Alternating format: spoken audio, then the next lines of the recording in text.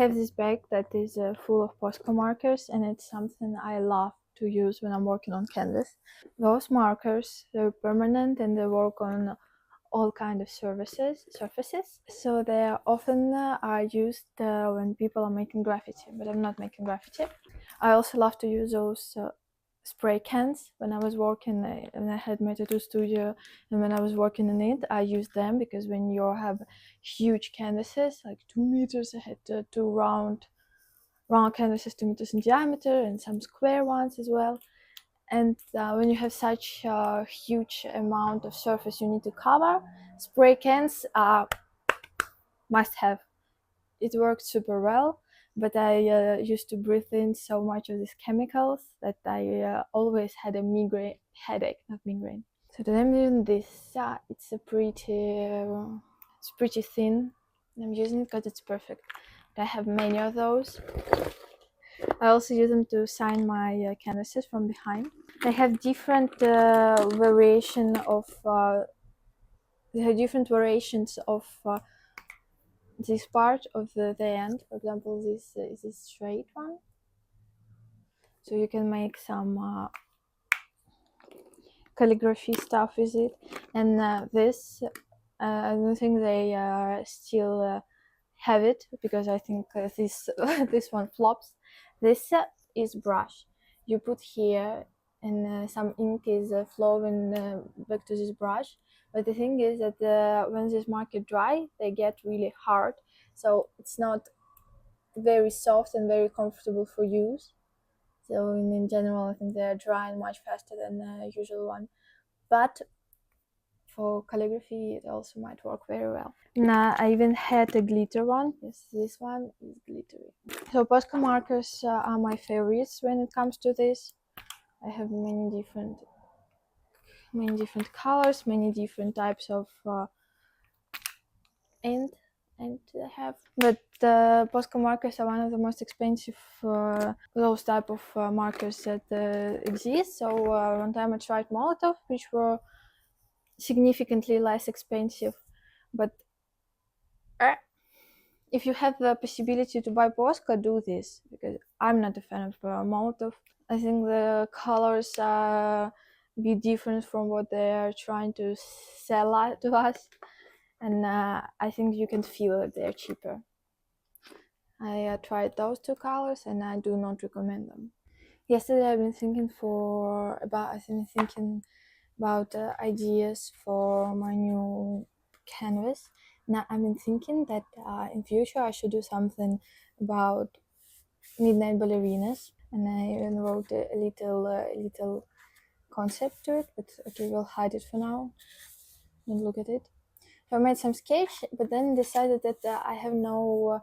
By then I thought that I have no point of waiting till I get new ones, and I might as well somehow put this idea into the ones that I'm already working on. So this is what we are going to do today. This is what I had already started doing today. Come with me and see. Oh, as I already said in previous videos, I'm working on triptych right now, those two and the one behind it. But those two will be really connected in it. This picture, you see it's connected exactly, so those two are more connected together than they're connected with the big one, even though in style they're all the same. So here I will not put this pole. I think it's called pole. I will not put the pole on the bigger one, but I will do this on both of them. I will duplicate it. That here it's just in the background, and here it's the main part of it. I cut my hair myself yesterday. I'm kind of tired. I bleached it so many times. It's kind of dead a bit, even though I'm doing it at professional. So I tried to chop all the dead ends. So they're very uneven, but I hope they look healthier in general.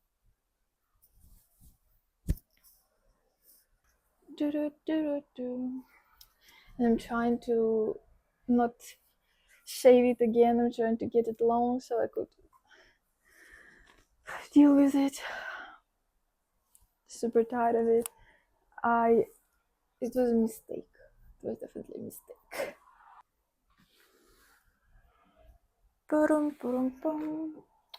Let's continue what we were working on.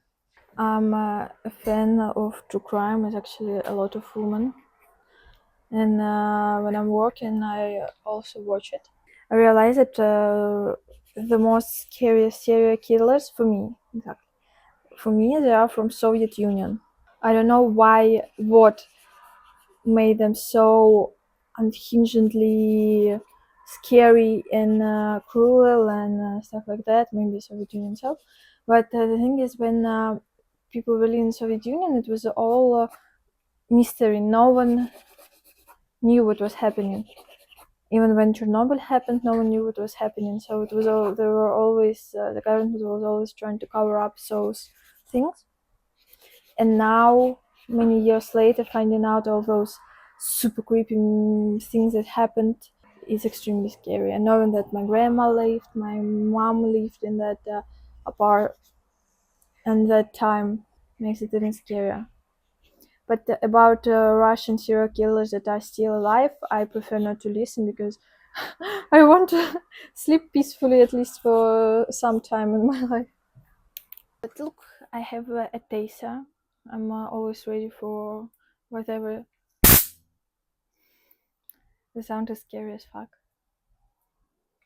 So I bought it because when I was working in the tattoo studio and I had to come back home late, and it's dark and super scary, and it's a bit far from my house, and it's far from metro as well, so I had to have it. I never used it on real person, but 3 times I almost shocked myself. Thanks God it didn't happen, and I hope that I'll never have a possibility to shock someone. I hope that I will never be in such a scary situation. Something that I really enjoy drawing is lingerie. Here are some examples of the best lingerie I drew so far. So those little bows, little кружева, it's something I adore. And especially since I'm going to draw Midnight Ballerinas, it's a perfect opportunity to do the best lingerie I can. And my friend who designed clothes, she posted this on her stories. I'm extremely impressed, and I liked it so much that I'll try to do it as well. Obviously, I'll tag her if I post it anywhere. I'll say that shout out to that woman. She's a very talented designer. Here's her name. But I think it would look so good on my painting. Let's see. Maybe I couldn't do that. Maybe it won't happen. But we'll see. Okay. I've been told by quite a lot of people that filming time lapse of how you draw, it's the best thing possible for an artist, and it's format of videos that will definitely go viral. But I think this is so fucked up. This is literally the most boring stuff ever, and I never watch such videos.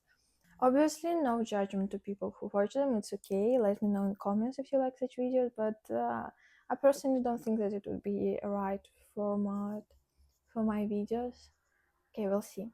What I'm doing now is covering some parts of my paintings because I feel like they're too bright and they're taking the attention from other parts. So I'm using the same things I used to make the canvas proper.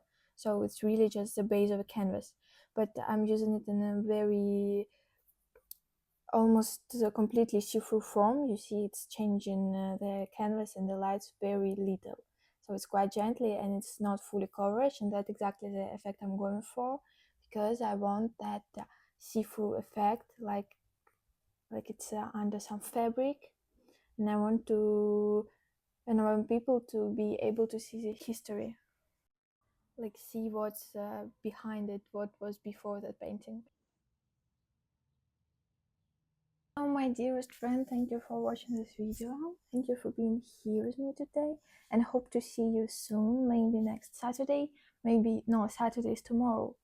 So Saturday for you is today. See you on this week, in the middle of the week. It was such a pleasure to being able to speak right to your hearts, right to your souls. See you soon.